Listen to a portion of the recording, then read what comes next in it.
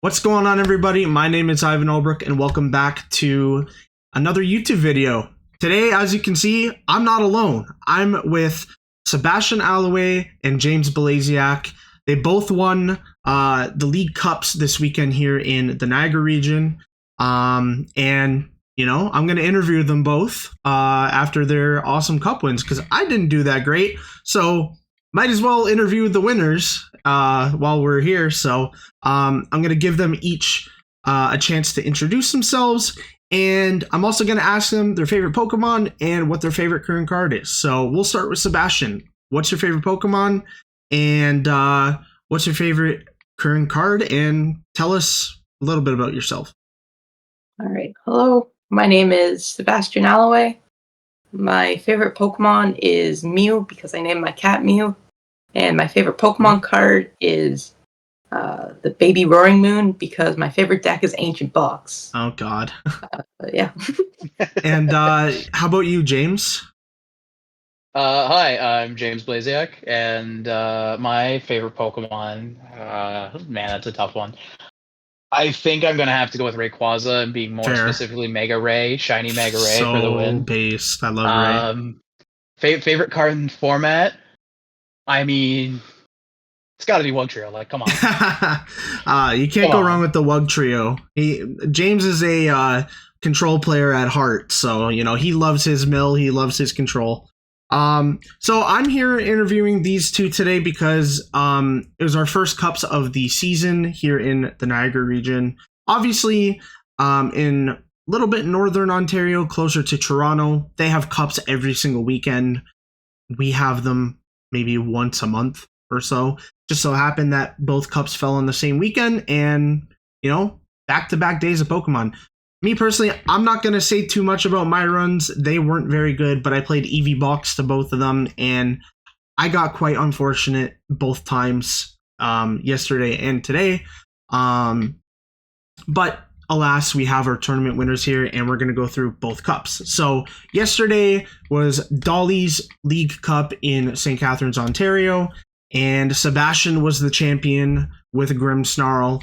I'm going to ask Sebastian some questions about his tournament run. So, Sebastian, what were you expecting going into the first cup of the season? Like, what kind of meta were you looking at? How many players do you think were going to show up?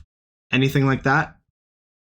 Well, initially I was probably expecting somewhere between 12 to 15 players. Obviously, we got a bit more than that. Mm-hmm. I don't remember the exact number. I think it was 28 or something like that. Yeah, it's like 28.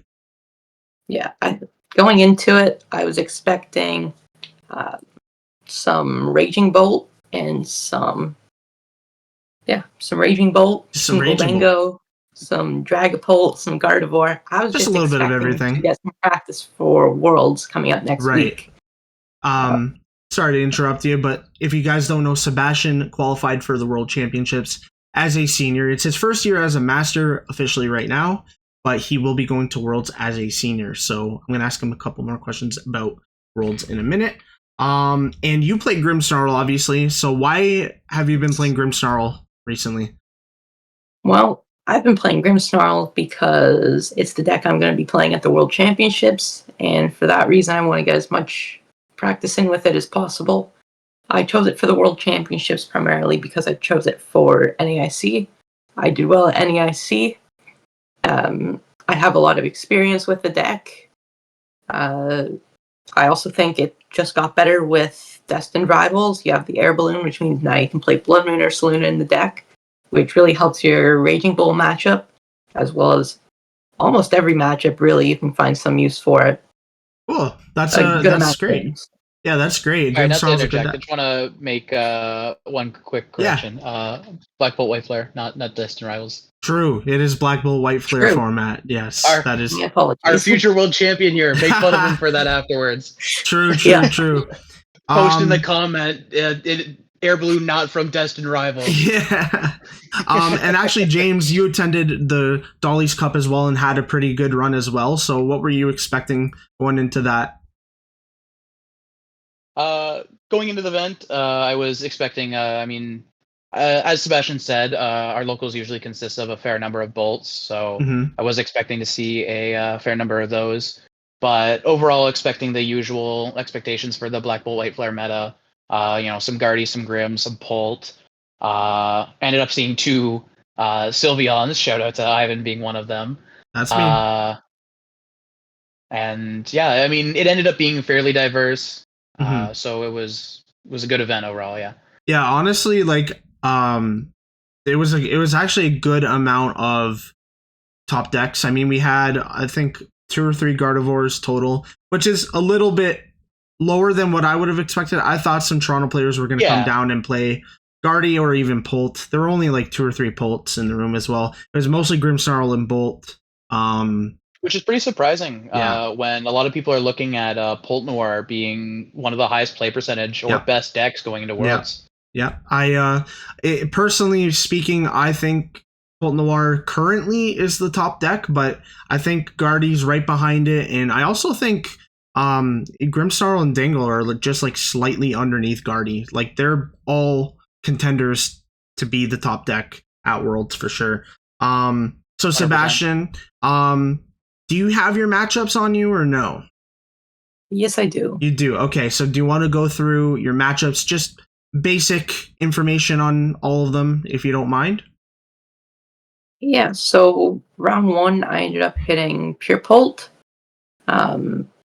Pure Polt, I mean, I was able to go like Eveltal into the TM Devo play.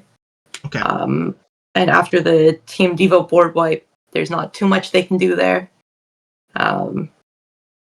So yeah, took the win there, and then I went on to round 2 versus one of our locals on Goldango. Unfortunately, turn 1 I had to Professor's Research away TM De-Evolution, Super Rod, and Double Night Stretcher. Simply because if not, I was starting Snorunt in the active and passing, which is not a great start. It's tough. I ended up making the game close, but I was just too far behind, and not having Team Devo really sucks. I also did prize a Frostlass, so I wasn't getting a double Frostlass, so I lost that game. Round 3, I went on to play against Ho-Oh Box. I played against a senior on Ho-Oh Box. They were pretty new to the deck. To be honest, I didn't have too much difficulties with it. I was able to just go like KO Iron Hands up, be able to get some Frostlass and Monkey Dory damage on all their bench Pokemon. So then it would just be an easy like boss take 2, and then either Counter Catcher boss or even Blood Moon or Saluna to take the last 2. Gotcha. And then round 4, I played against Grimmsnarl. That match was fairly close. I ended up trying a new line where I go more so for the Yveltal than actually going for the Grimmsnarl, which means so long as your opponent can't use the Frostlass Monkey or the Frostlass damage before you can, you actually set up a Frostlass into the mirror match, which was interesting. This time it didn't go super great. I was able to Team Devo my opponent, and then Iona them to 1. Unfortunately, that one card was Rare Candy, so they're able to just go Rare Candy Grimmsnarl for game. Yeah, that's tough. Pretty unfortunate there. What can you do in that scenario, right? Yeah. My opponent, fortunately enough for me, was not going to play it out, so they ended up scooping to me. So I got fairly lucky there, and then I was able to ID my last round. It's top cut.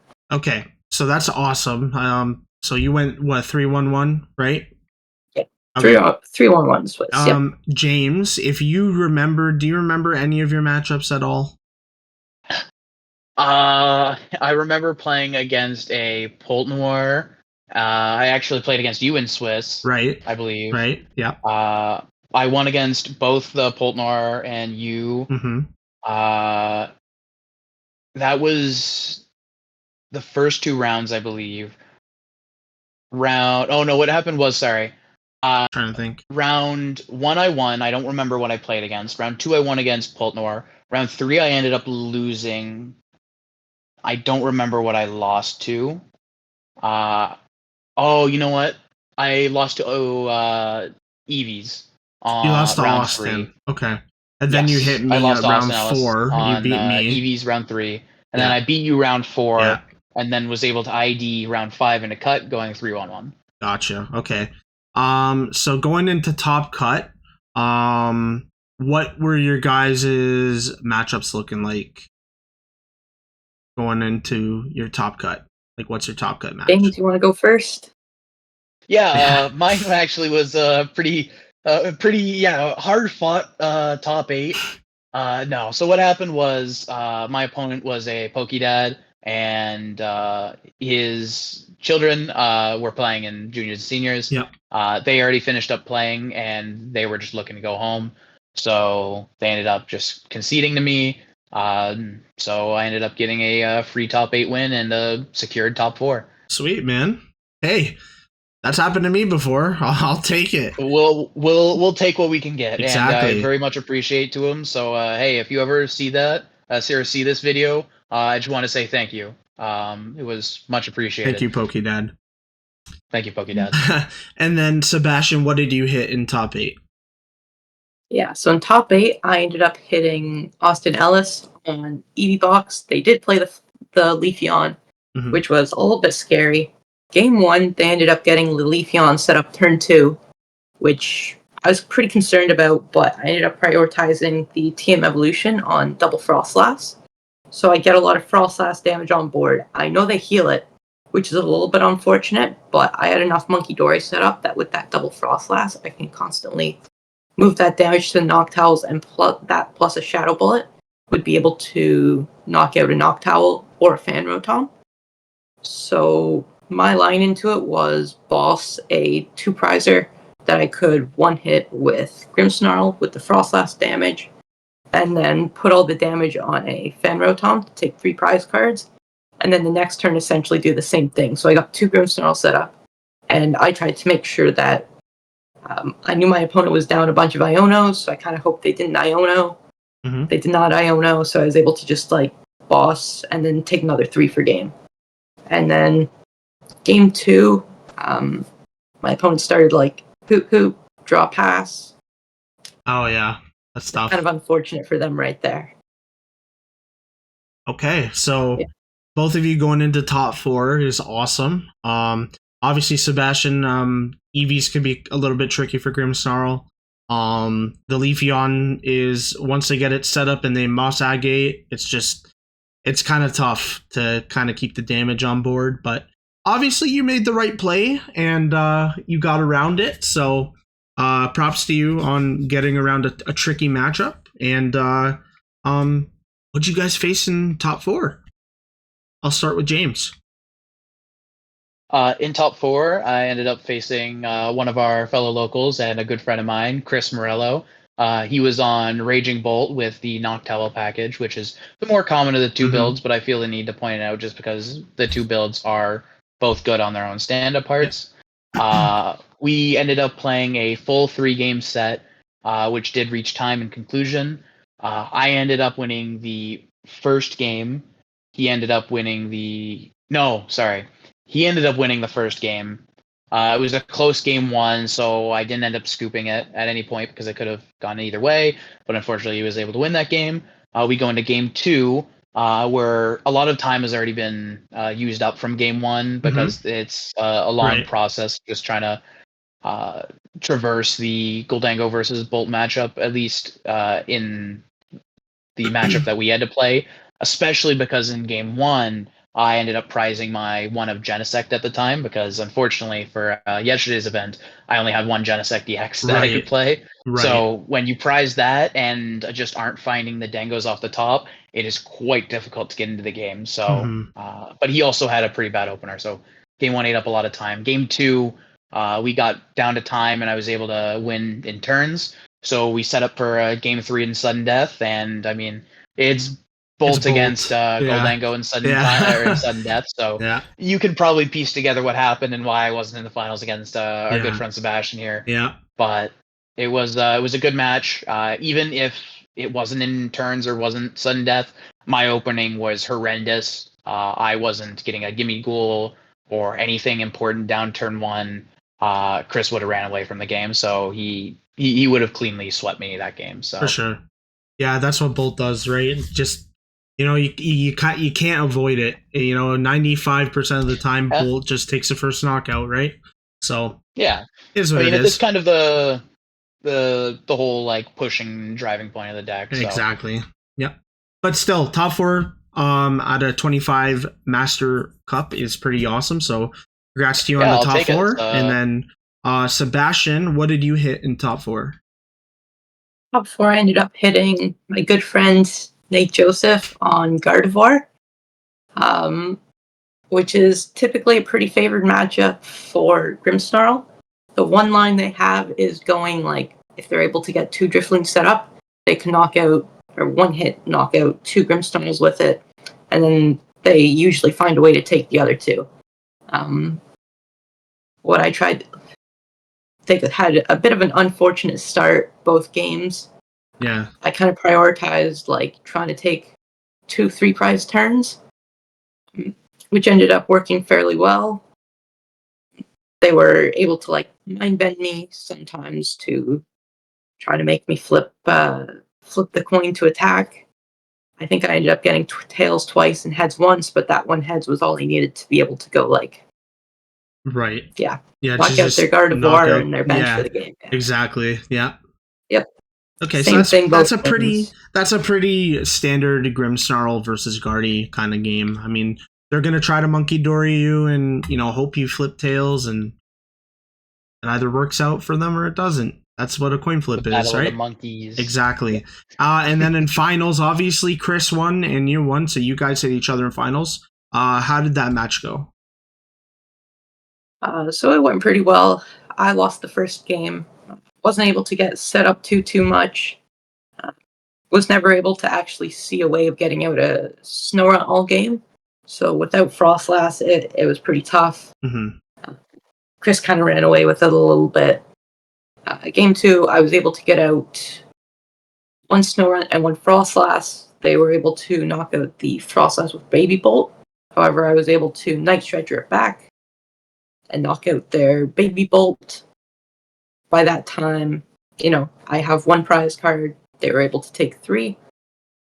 However, with that Frostlass in play, I was able to go Boss's Orders on a Teal Mask Ogerpon and attack into it with Grimmsnarl and put, and then knock out a Fanrotom. They ended up playing Judge, which I saw at that point was in the discard pile, so I kind of hoped it wasn't too big of a threat. It was not, and from my 3 prize cards that I took there, Blood Moon was one of the prize cards that I was able to take, luckily enough. And then without hand disruption, next turn I was able to just place Monkey Dory damage on there. Noctowl, knocking it out, and then just Blood Moon knock out the active, and we were going to game 3. And then in game 3, something similar happened. I prized Grimmsnarl in Secret Box. Ooh. Yikes. I had a pretty rough setup. Chris had 1 prize card left, while I still had 6. However, the Teal Mask was set to die from Frostlass damage in between turns, going back into my turn. So I was able to take 2 prize cards there. And then, luckily, one of those 2 prize cards was Secret Box. I was able to Secret Box for essentially everything I need. I was able to get Counter Catcher plus a Monkey Dory, plus a Grimmsnarl setup, or plus Blood Moon, I think. I think I used Blood Moon instead. And then I had the Fanrotom set to die going back into Chris's turn. So then I was able to just place all the damage onto a Noctowl and have it also die going back into Chris's turn. So I was able to take 2 from the active and then 2 from knocking out 2 of the bench Pokemon. And that was it.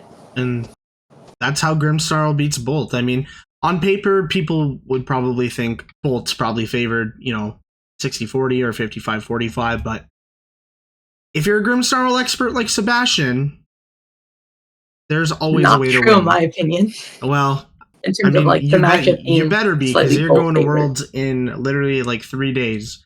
So, to round up the questions about the Dolly's Cup, Sebastian, how does it feel to win your first cup as a master? I mean, feels pretty good. I'm glad it's finally Black Bull White Flare format, because it's going out to a couple of GTA area cups and Destined Rivals format when I was already practicing basically 0 Destined Rivals format and all Black Bull White Flare format for Worlds. and then like having to change up the list last minute, no longer playing Blood Moon, now playing like Maractus instead of the Yveltal tech that I play. Yeah. Yeah, that was a little bit tough for those League Cups, and it's nice to know that I'm well prepared in the Black Bolt White Flare format for Good. Worlds, and yeah. That's good, man. That's good. So on a scale of 1 to 10, like how excited or nervous are you for your first Worlds? Yeah, I mean, at the end of the day, I qualified for Worlds, right? Mhm. I might do well. I hope I do well, but there's a chance I don't do well. If I don't do well, at least I can hold my head high knowing I qualified for Worlds. Go there, still have a good time. I'm bringing my Ancient Box deck, so I'm going to run Ancient Box to some side events, There and you it's go. going to be a good time. That's what I'm talking about. I'm glad you're staying positive because, man, I don't know what it's like to qualify for Worlds. Do you, James? No, but I'm hoping to make this year the year, and Yeah, feeling for good sure, with the start for so sure. far. Yeah. Well, I mean, congrats to you, Seb, on qualifying for Worlds. Congrats.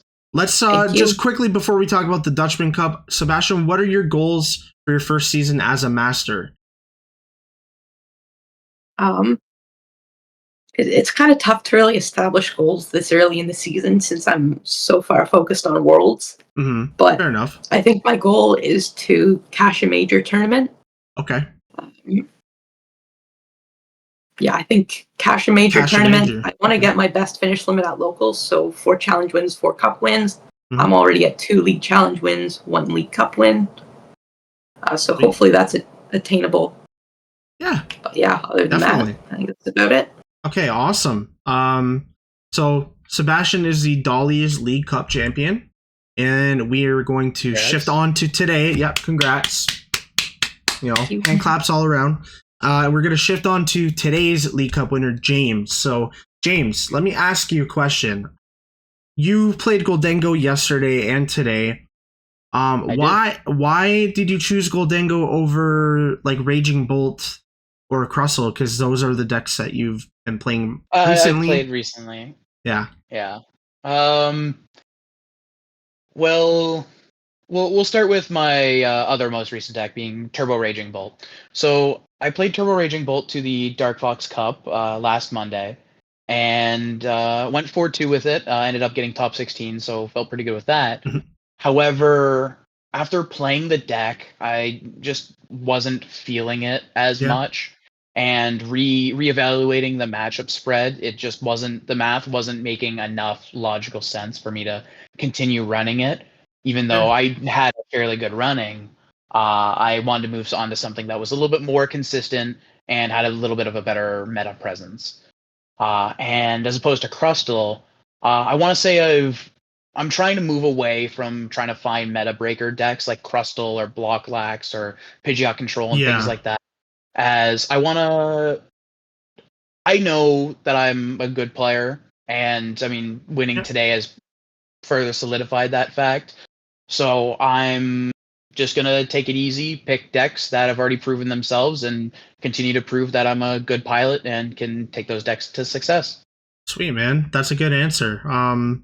Yeah, and honestly, like I try to do the same thing when I go into a tournament. I think, okay, what am I expecting? What can I pilot, and what can I succeed with? So that's good. So obviously the Dutchman Cup doesn't get as many players as Dolly's or any of the other Niagara local tournaments. So what were you expecting at this cup after having such a good performance at a higher attendance cup the previous day? Well, I mean, I was expecting, like you said, I was expecting a lower turnout just because the store is a little bit out of the way to most of the region. I was hoping we would be able to make a top 8 cut, but unfortunately we only had enough masters for a top 4 cut. Mm-hmm. Which means you guys should show up next time. I was there, but I left. I left. Yeah, I lost the Okie Dokie, guys. Not the baby one, the EX, and I'm not going to talk about it. Yeah, that was quite unfortunate. I'm sorry I had to witness that, Ivan. I'll delete that from my memory. All I'm gonna say is games 1 and 3, I prized Terapagos. So I got the Crown Opal lock on him game 2, and then game 1 and 3, I prized Terapagos. So it's kind of rough. Chalked, yeah. Okay. So James, if you remember your matchups today, feel free to go through them. You might as well. So I got quite lucky again. It was a low player tournament, and we had an odd number of players. So I ended up getting the bye round 1. So I got to enjoy a nice 30-minute break. Or sorry, hour break. 50-minute break. Yeah. Correct. As it was best of 3s, which honestly I'm pretty preferable to. Just because I'm playing a consistent deck, and all it takes is my opponent making one misstep or having a bad hand that I can usually take advantage of. Yeah. But that's besides the point. I was able to scout out everyone's decks, map out the room, and have a good understanding of a number of tech cards that I needed to be aware of in the room. One of the key things being, and I'll mention this in a moment, is actually, you know what, I'll just roll into it right now. So after the bye, I ended up in round 2 facing Goldango. However, unlike the Goldango deck that I was playing, that was more of the pure Goldango, currently more popular with the meta, with the Scizor and the Genesects, my opponent was on Goldango Dunsparce. So something to keep in mind while I was playing through my match is that likely they had Dunsparce EX, and if I overbenched Genesects, Goldangos, or Fez, I could get punished by them going into Dunsparce, having a beefy hitter, which granted it's still 6 energy like a regular Dango is, but it's also a 1 energy free KO. They don't need to waste any resources. They don't need to do anything like that. And in the mirror match, resources are very tight. So for sure. I want to be mindful of that. And it did come up in game 3 where he had the Dunsparce. But fortunately for me, I was able to close out the game before it ever became relevant. And I very well managed my bench space, my bench number of EXs. Right. So circling back, round 1, the Goldango matchup plays really weird. Because it's a little bit of a game of chicken, because you don't really want to be the first person to play a Goldango, because then if your opponent responds with their own Goldango and knocks you out, I mean, they take the first 2 prizes, and usually whoever takes the first 2 ends up running away with that matchup. Right. I think going into the matchup, they were a little bit favored as well, because then they could attack with just the Dunsparce, just 3 energies, hit 90, start hitting my gimme ghouls, but that never actually happened, because they were also very mindful, because I played the Scizor, that I could respond with that if they played too many ability mons. They locked me out of my ace spec on the second turn of the game, so I didn't ever get a chance game 1 to go into eSearch Pro. So unfortunately, they were able to just take too far of a lead game 1 and run away with the game. Game 2, I noticed that they had a very slow start, so I was able to capitalize that by just going into Dango and saying, hey, if they're able to respond knock at my Dango, I'll probably just lose. But if I lose the set, I mean, it's whatever. I can try to win out from here. But if I don't try to win at this point in time, I don't think I'll get another chance, because they're favored with, like I said, the Duns. So I took a gamble, and they weren't able to respond. So I was able to easily clean up that game. And then, like I said, in game 3,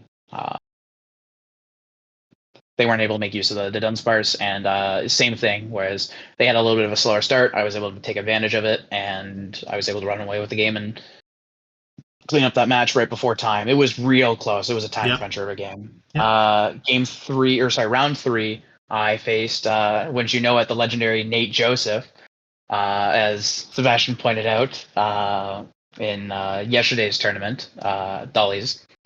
He was on Guardy today, and we were both 2-0 going into round 3, and we realized that since we were top seed, if we ID and then lose in round 4, we would still make cut. And this gives us both the best odds of making cut, and as he's a locals, I would prefer him coming into the cut with me, especially because he's on Guardy, and Guardy is a little bit of a favorable matchup for Goldango, especially because I play the Moonlit Hill, as well as the Monkey Dory, so I can cleanse his Monkey Dory damage a lot, and make it difficult for him to take one-hit knockouts on Goldango, so bring him into cut was a good idea. And then round 4, I faced against Austin Ellis, which I faced the in the prior cut, prior cup, and I got cooked by him again. He's a good player, and he absolutely tore me to pieces in round 4. Fortunately, like I said before, 2-on-1 still would have made it for me whether I won or lost the game.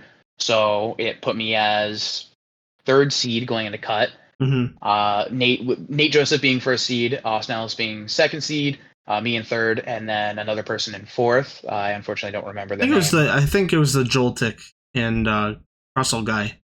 Yeah, I remember the deck. I just don't. Unfortunately, didn't catch. I don't know the guy's name yet, but still. Yeah. So top 4 against Austin Ellis I was quite nervous going into that matchup because I've already lost. It's EVs, yeah. He's on EVs. I should have mentioned. He was still on EVs. A couple things. Austin Ellis is a notoriously good player. He has had a lot of good finishes, and he's quite a renowned local player, and even on the larger scale of things. So his reputation was quite daunting for me to stand against. For sure. And he also has his Worlds invite this year, and he decided he's going to be taking EVs to Worlds, so he's been practicing it a lot, obviously. So he knew the matchup in and out, and I've just picked up Dango recently, so I was at a disadvantage in that regard, which is why he was able to tear me apart. Well, not just that, but I mean, going into the matchup, EVs is a little bit favored just because they have Briar plays if they end up taking the first prize, so that they can go 1-2-3, or if I go into Dango too early, they can just go 2-2-2. So it ends up being quite good for them in that regard, but Dango still has a good number of outs to stay in the game. And what happened in top 4 was I was able to win game 1 by forcing him to miss the turn 1 knock. Okay. So he ended up winning the coin flip, chose to go first. He missed the turn 2 knock, I apologize. Right. And I was able to go Dango, KO, Flareon, and then just 2-2-2 from there, or 2-2 from there, clearing up that game. We go into game 2, and it very similarly, he was off to a fast start, but towards the middle of the game, he was forced to use up a lot of his knock towels and couldn't establish any more hoot hoots. So he was lacking that draw engine in the middle of the game, and then he did all he could to draw with Fez, to draw with Mew, and he wasn't able to find the pieces. And I was able to close out the game with a good KO on the Fez to prevent him from following up with a Briar play to close out the game on his end. And then after he passed the turn, hoping I didn't have it, I fortunately for me, but unfortunately for his run, I ended up having it, and I was able to boss KO the Flareon on bench for game. Bringing us to finals against, once again, the legendary Nate Joseph. Now, here's something I would like to point out. And I feel really bad for this because there's a good chance that Nate would have actually beaten me in cut. Unfortunately, he had a decklist error, and his secret box had to be replaced with a 4th Dark Energy. Out of all the cards in his list. Yeah. It's a really gnarly card to lose. I think the only worst card to lose would have been like a Gardevoir EX. Oh, yeah. I'll just write down 1 Gardevoir on my list. Yeah. Yeah. That sounds. I would not want to play Guardy to an event and only have 1 Guardy EX. Put it that way. I prized my 1 Guardy. Treasure 1 Guardy. Yeah. So unfortunately, he had to play the set without secret box. And even without secret box, he gave me a real good run for my money. For sure. Game 1, we played a long game. It was like 40 minutes for game 1. Ooh. And yeah, because it was quite back and forth. I had a little bit of a slower start. So he was able to take the early game lead. But fortunately, I was able to bring the game back with some Scizor shenanigans, as well as healing my board with Moonlit Hill and healing with Monkey Dory, and making sure to leave as little damage on board as possible to force him to manipulate his discarded psychic energies in ways that didn't benefit him as much. So I was able to take that game. Game 2 was absolutely atrocious for both of us. He started, I think, was Fez Monkey Dory. His hand was absolutely horrible. My hand was no better. I'm sitting on a couple gimmies, and I'm just drawing dead. Or no, no gimmies. Sorry, I think it was Iron Bundle and no way to find gimmies, no way to find Genesect, no way to thin the deck. Handful of energies. And so he draw passes basically. I draw. I'm able to find a gimme. And we just keep playing this back and forth game of just doing basically nothing and just spinning our wheels until eventually he gets Guardy that he draw passes. Or sorry, he Ralts draw passes, Curlia passes, Guardies, and then gets back into the game by that point because he's had a ton of free time because I was also stuck spinning my wheels. Right. So he was able to take that game. And then we go into a game 3, and it was I want to say it was a close game, but unfortunately he had another very, very bad hand. He opened triple Dark Energy, which we talked about it during and after the game. There was a good chance that one of those Dark Energies were obviously his Seeker Box, because that's what he ended up putting in for the deck over the Seeker Box, and because of the deck list error. And it, like, there's no guarantee one Dark Energy was prized, so it could have been that one, but it's statistically unlikely. So it's quite unfortunate that game 3 got cut short because of that.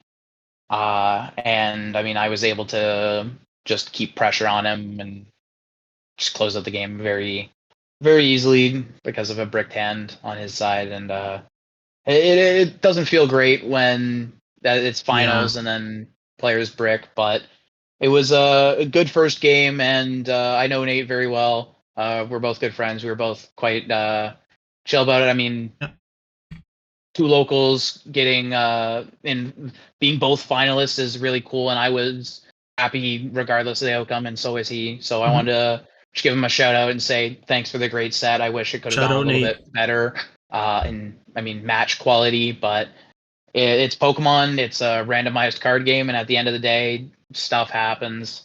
And hey, I'm hoping to face you sometime soon and we can have a rematch. Yeah. Well, congrats on the dub. I'm gonna ask you a couple questions about it. So how does it feel to win your first cup this season? Feels pretty good, actually. Because I'd like to point out I've been playing since 2019, when I was first a senior and started playing competitively. And in seniors, I unfortunately wasn't able to secure a cup win. Closest I ever got was a top 4, which is weird because a lot of the cups I was going to were there was 2 seniors, so I was just getting just beat up every time.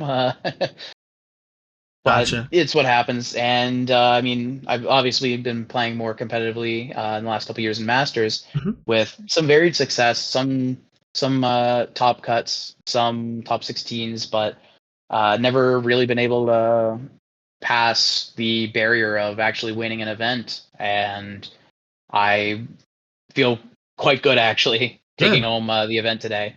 I mean, take it with a grain of salt. It was a small player cup, but at the end of the day, I mean, it still feels good to have a cup under my belt at this point. Even though the cup was small, there were some good players there, and you came out on top, so that's what matters, right? So going off of that, after making cut 2 days in a row and also like winning, I think you've won 2 challenges so far, right? No, just one. Just one. Okay. You know, you're getting a lot of points, so like what's your goal for this season? Season's off to a good start. I have 1 challenge win, 1 cup win, a cup top 4, cup top 16, and I think a challenge top 4. So it puts me just shy of 100 points. So hey, halfway to Ace Trainer. Yeah, so is that your goal? Cool. Is Ace Trainer the goal, or like what is your goal? I think my bare minimum expectation at this point, especially at this point, is to hit Ace Trainer. Yeah. Especially with a explosive opening of 100 points in the first 2 months of the season. I think bare minimum I should expect for myself is Ace Trainer. I plan to go to Pittsburgh and go to a couple other events this year, and hopefully have some good day 2 showings. And I mean, I'm hoping, like I said earlier in the video, I'm hoping to make this year the year I go to Worlds, and hopefully the rest of this year is as fruitful as the beginning of it. That's awesome, dude. All right, one more question before we take a quick look at the deck list. I'm not going to look at them too in depth. I'm going to show them for a second and ask maybe 1 or 2 questions about them. So, is Denko your deck for the next little bit, or what's going on? I mean, cup top 4, a cup win, and 3 events in the next 3 days. I mean, Monday, Tuesday, Wednesday. I apologies. I'm not actually playing on Tuesday, so sorry. 2 events the next 3 days. I kind of have to, right? Yeah, you might as well, right? It's a consistent deck. It has a, like, the way I like to put it is in the meta spread of how everything is. It has a little bit of a house edge against majority of matchups, and I know I'm a skilled enough player that I can use that house edge to my advantage, and we'll go from there. So yeah, I would say Dango's going to be my good friend for the next little while, and hey, Church of Dango, you got a new member. Hey, let's go. All right. Before we get into our fun section, I'm just gonna, obviously this is gonna cover your face cams for a minute, but we have our lists here, and Sebastian, I know it's been a little bit since you talked, but looking at, no, it's okay. It's all good. It's all good. Not your fault. Sebastian, I want to ask you a couple questions about this list. So, Sure. first of all, the one thing that sticks out to me is the Tatsugiri. So, like, what does Tatsugiri bring to your Grimmsnarl list compared to like other Grimmsnarl lists? Because it's obviously not a commonly played card. So, like, why are you playing it in the deck right now?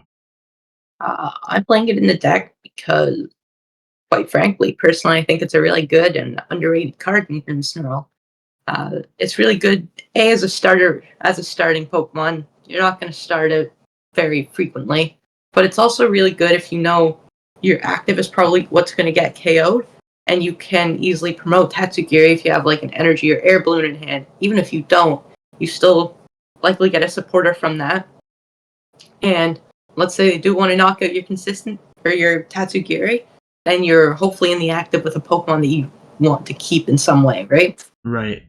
And being able to look at the top 6 and get a supporter is pretty good. Yeah. I mean, the deck plays a lot of supporters, right? It plays 4 Arbin, 4 Iono, 3 Research, 2 Boss. Mhm. So 13 supporters, odds are hopefully you're going to find one. Yeah, for sure. It's a good inclusion. I mean, most lists are running the Pokegear, but obviously item lock is a thing, and Tatsugiri is kind of like a substitution for that. So it makes sense. And the other card I wanted to ask you about is Cleffa. So why Cleffa? I mean, like in the mirror match, it just seems bad if you start it, or what do you usually use it for? Like, I know obviously you got to draw cards with it, but like what matchups like specifically do you use it for? I wouldn't say there's a real specific matchup. Like, obviously it's in range of like being Monkey Dory KO'd, which kind of sucks. I know I play the Shaman, but I think it's a better card over Badu because in the deck you really want to prioritize consistency. And if you're not able to get out TM Evo, at least hopefully you can get out a Cleffa and be able to grasp and draw for a good number of cards. And if you're not getting out Team Evo early game anyways, your hand is probably not that great, and you probably like to draw a bunch of cards. Gotcha. Yeah, So, that makes sense. Other than that, I think it's just a pretty good card. Yeah. Yeah, no, for sure. It's a good consistency card for sure. So yeah, this is Sebastian's list. If anyone wants to copy it or whatever, feel free. I got the picture here. And then James, you sent me your picture of your deck list. There's a couple things that stand out to me compared to other standard Dangle lists. You're playing the Scrapper and the Rigid Band. I've seen Moonlit Hill included in a couple lists, but why the Rigid Band and the Tool Scrapper? Well, the Tool Scrapper ends up being, well, a multi-purpose tool, funnily enough. Where in the mirror match, you can discard air balloons to force less card draw. And well, yeah, that's all it really helps in the mirror. Gotcha. But its biggest use, I would say, is to just further help the Guardy matchup. If they ever put too much damage on a Drifloon or a Screamtail, obviously with a Bravery Charm on it, you can Tool Scrapper away the Bravery Charm and take free prizes that way. So it's a really easy to find with Arven, and I mean, as Goldengo, you're just drawing and seeing a lot of cards every turn. It's a really easy to just play and say, hey, I play this card, I get a free knockout. Right. Why not, right? And as for the Rigid Band, makes it so that against Raging Bolt, instead of using 4 energies to take a KO doing 280 damage, you effectively have 290 health with the Rigid Band, so they have to discard an extra energy for you to KO you. And in late game scenarios, after you Iono them, or if they're just running low on resources, sometimes getting that 4th energy can be really tough for them. So it just makes them go the extra mile if they want to secure the match. Otherwise, I mean, they can clutch a win for you. But what really came up today and yesterday during the 2 cups was Rigid Band absolutely saves the Eevee's matchup, because if you have a Rigid Band on a Goldengo, your Goldengo survives a Burning Charge. the Burning Charge. Yeah, I couldn't remember the name of the attack. Yeah. Thank you. Burning Charge from Flareon, which does 130, but since Flareon is obviously a fire type, it does 260 damage, which would be perfect math on Dango.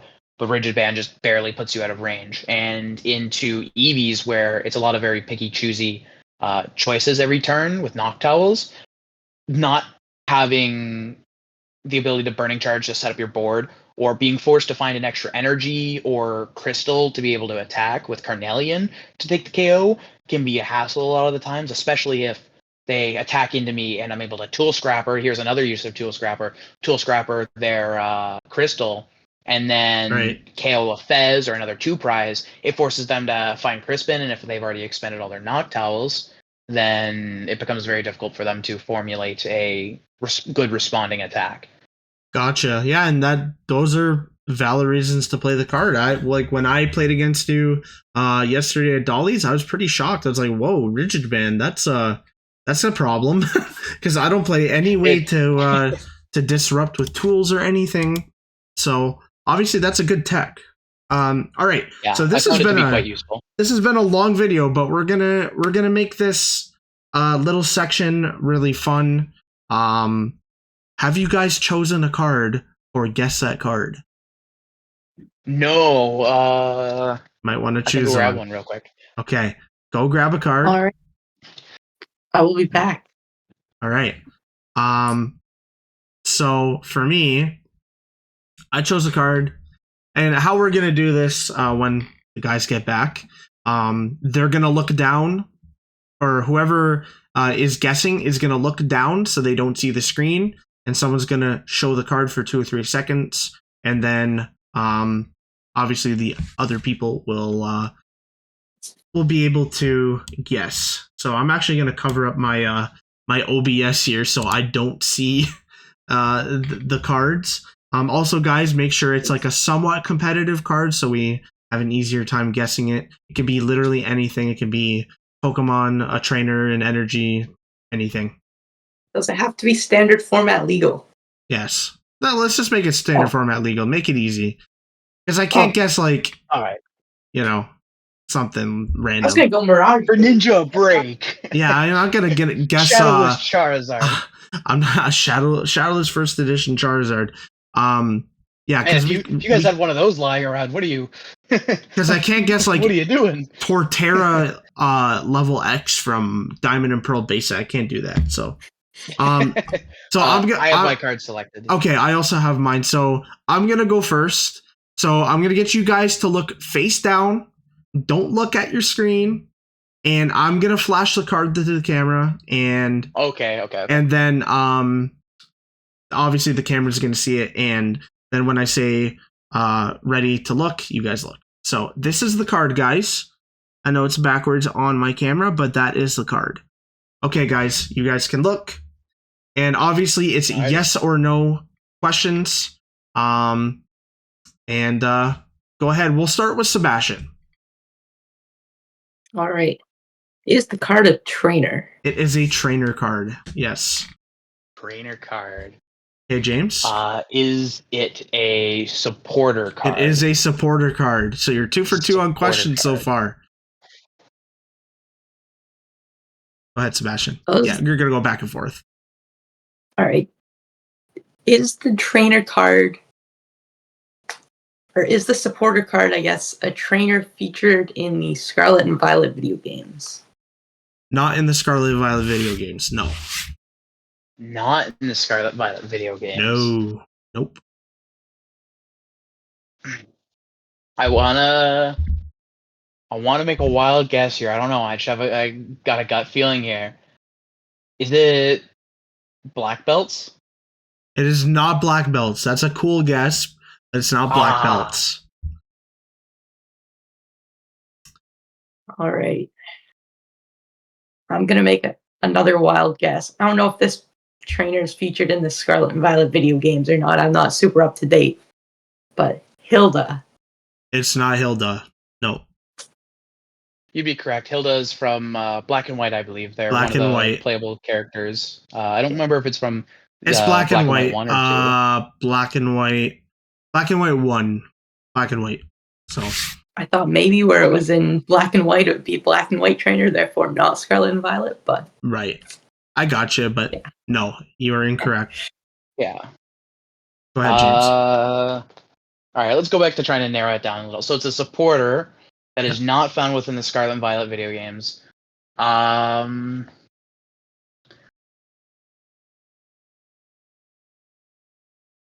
That's a good question.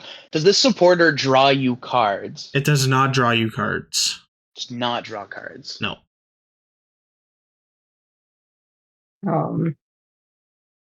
Let's see. Is this supporter in the Destined Rivals set? No, it is not from Destined Rivals. Does this supporter find cards from your deck? Yes, it does. Yes. It does find cards from your deck. Not from a Scarlet Violet game, but finds cards from your deck. Sebastian? Finds cards from your deck. I only got Arvin in my head, but he's from the Scarlet Violet game, so that's not the answer. Right. Same here. Let's see. Arvin would be way too obvious. Is the card played in any of the current top four meta decks? Yes, but only the one hint they'll give you only in a certain variant of one of the top four decks. So it's not Hilda. Supporter that searches your deck for cards, but only one variant. Top four deck, so it's probably only one of the variants. Searches your deck. So I'm gonna try to assume that it's probably played in Pult Noir, one of the top decks that have variants. I mean, the other variant could be like Guardy Jellicent, but Jellicent hasn't seen too much. Right. I mean, I guess Sebastian, what are the top four decks that you are referring to? I guess is a better question. I'd say like Goldango, Dragapult, Grimmsnarl, Gardevoir. Yeah. I think that's fair. It is found within a variant of one of those decks, Ivan? It is in one of those four decks, yes. Searches your deck for cards. Is it Cypher Maniac's Code Breaking? It is not Cypher Maniac. I thought I had it with that one. Cool guess, but no, it's not Cypher Maniac. I thought you had it with that one as well. I was thinking about it. I'm like, Goldango does have certain variants that does run Cyphers. Mm-hmm. So. Not from Scarlet and Violet. The character itself is not from Scarlet and Violet. No. Okay. Not the video games, yeah. He is in the Pokemon video games, yes. Oh, that's a hint. He is. Guy. All right. Okay. Oh, yeah. Shit. And somehow I'm still thinking like Arvin or Jacques. Yes, it's neither of those, so. All right. Come on, Sebastian. Also, I'm sorry, but I'm also running a little short on time, so I might have to bow out, unfortunately, for the last two guess that card. I apologize. We could just have to pass for now. I don't have a guess. We could always just do mine, and then we could do R2 some other time. We could just end it off on this one if you want. Yeah, I apologize, but I think no worries. No fortunate worries. time constraints. No worries. James, it's your guess. Sebastian passed it off to you. So it's probably found. Would it be cheating to look up Poltnor list right now? Don't look at any lists right now. Oh man, this is awful. Poltnor that searches cards. It's not Arvin. What else is it they play? They play Boss. They play Hilda. They play Iono. Let's team here and let's ask if it is played in Poltnor. Yeah. Oh, okay. Yeah. Sure. Is it played in Poltnor? It is not played typically in Pult Noir. Sometimes, No. but recently I have not seen too many lists with it. All right. Is it? I know it. Do you? I think. Is it I think I played got in another guess. Grimmsnarl? It's not played in Grimmsnarl. No. That was a stupid question. I play Grimmsnarl. It is. So my guess is the deck that it's actually played in is pure Pult, and I'm going to guess Brock's Scouting. It is Brock's Scouting. There we go. There you go. Yeah, it's usually played in pure Pult over Pult Noir. So, Makes sense. Great guess. So since James has time restraints, we're gonna cut the video here. It's been almost an hour recording.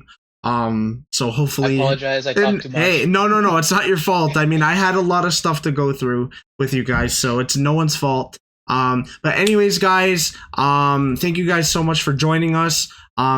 Sebastian, do you have any socials or anyone you want to shout out real quick? Shout out to my round 4 opponent at the Dolly's League Cup, who got down paired and then scooped at the end. Without that, I would not have been able, or I might not have been able to make top cut. So I appreciate that. I really do. Anyone else? Come on. You're missing some obvious people. Also like to shout out Cyrus Davis. I appreciate your help getting ready for Worlds, and Nate Joseph. Also appreciate your help getting ready for Worlds. And there's one more person I want you to shout out. Come on. You're part of his squad. Shout out Ivan? No, not me. Oh no. How are you getting to who's helping you get to Worlds? Oh yeah. And shout out to my parents as well. Those two, yeah. I appreciate you taking me to Worlds and all these different events. And that's not the person I'm talking about, but yes, you're right. But it's someone else. Come on. It starts with a T. T.